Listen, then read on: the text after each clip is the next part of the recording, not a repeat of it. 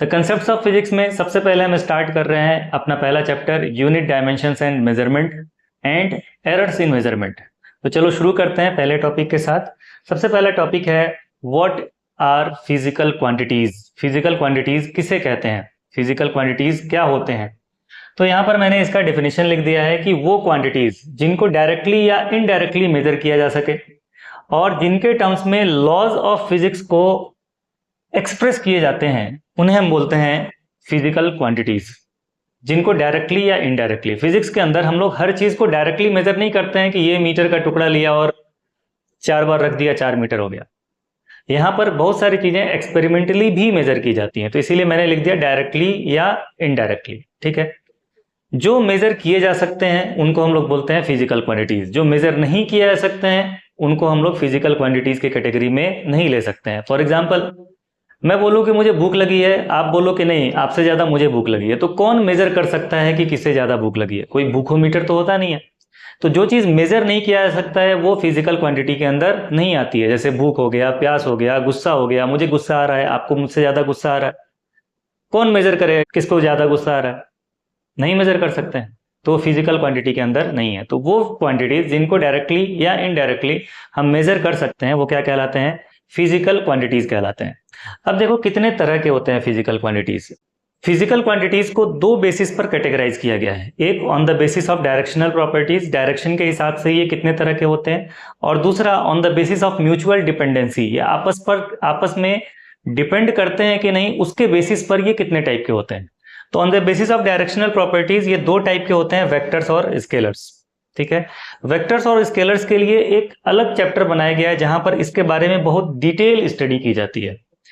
वैसे थोड़ा सा अगर मैं बता दूं तो स्केलर वो क्वांटिटीज होती हैं जिनके पास मैग्नीट्यूड तो होता है लेकिन सिर्फ मैग्नीट्यूड से ये पूरी तरह से समझ में आ जाता है, पूरी तरह से इनको डिफाइन किया जा सकता है।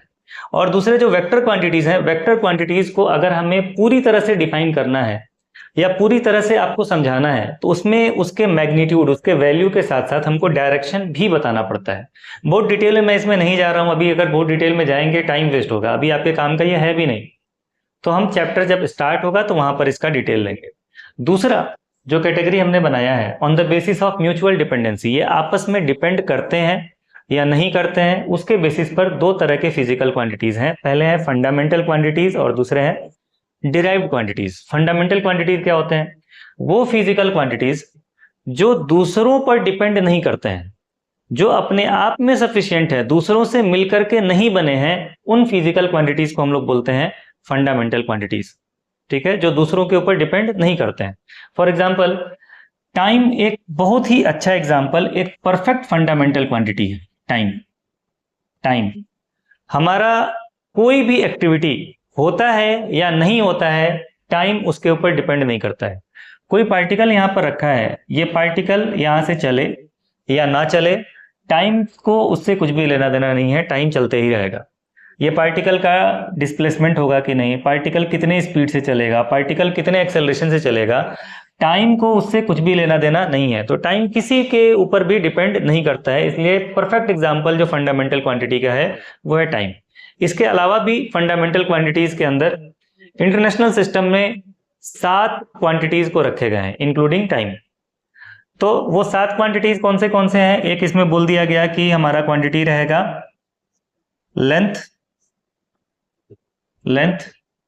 फिर mass, electric current, temperature, thermodynamic temperature ही बोलते हैं, अमाउंट ऑफ सब्सटेंस और ल्यूमिनस इंटेंसिटी। ये सारा एसआई सिस्टम जब मैं पढ़ाऊंगा तो ये 7 तरह के फिजिकल क्वांटिटीज को टेबल बना के और लिखा जाएगा।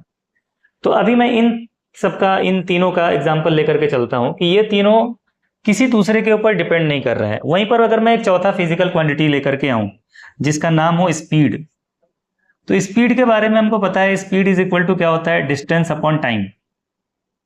Speed is equal to distance upon time. Distance length of path है और टाइम तो आप जानते ही हैं। तो ये स्पीड नाम का जो फिजिकल क्वांटिटी है, ये दो क्वांटिटीज डिस्टेंस और टाइम से मिलकर के बना है। और डिस्टेंस का मतलब लेंथ और टाइम, तो लेंथ और टाइम फंडामेंटल क्वांटिटीज से मिलकर बना है। तो मैं कह रहा हूं कि ये जो स्पीड नाम का फिजिकल क्वांटिटी है ये दो फंडामेंटल क्वांटिटीज से मिलकर के बना है, इसलिए इसको हम बोलेंगे कि ये कैसी क्वांटिटी है? डिराइव्ड क्वांटिटी है। इसी तरह से मान लो मैं बोलता हूं एक्सेलरेशन, तो एक्सेलरेशन क्या होगा? Acceleration rate of change of velocity, मतलब change in velocity divided by time interval. तो ये वेलोसिटी आपका डिराइव्ड क्वांटिटी है, ये भी डिराइव्ड क्वांटिटी है, ये फंडामेंटल क्वांटिटी है, ये भी आपका डिराइव्ड क्वांटिटी हो गया। ये कुछ क्वांटिटीज से मिलकर के बन रहा है, इसलिए डिराइव्ड क्वांटिटीज हो गया। इसी तरह से अगर मैं बोलूं एरिया, एरिया अगर आप रेक्टेंगल का एरिया लेते हो तो आप बोल सकते हो लेंथ इंटू ब्रेड्थ।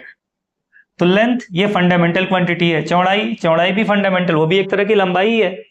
तो ये दोनों लेंथ के पैरामीटर्स हैं, तो ये आपके फंडामेंटल क्वांटिटीज हैं। इन दोनों फंडामेंटल से मिलकर के ये क्वांटिटी बन रहा है, तो ये हमारा क्या हो जाएगा? डिराइव्ड क्वांटिटी हो जाएगा। तो फंडामेंटल क्वांटिटीज क्या है? जो दूसरों पर डिपेंड ना करें। और डिराइव्ड क्वांटिटीज क्या है? जो दूसरे क्वांटिटीज से मिलकर के बनते हैं या फंडामेंटल क्वांटिटीज से मिलकर के बनते हैं, वो क्या होते हैं? डिराइव्ड क्वांटिटीज होते हैं। तो ये दो टाइप के फिजिकल क्वांटिटीज हो गए।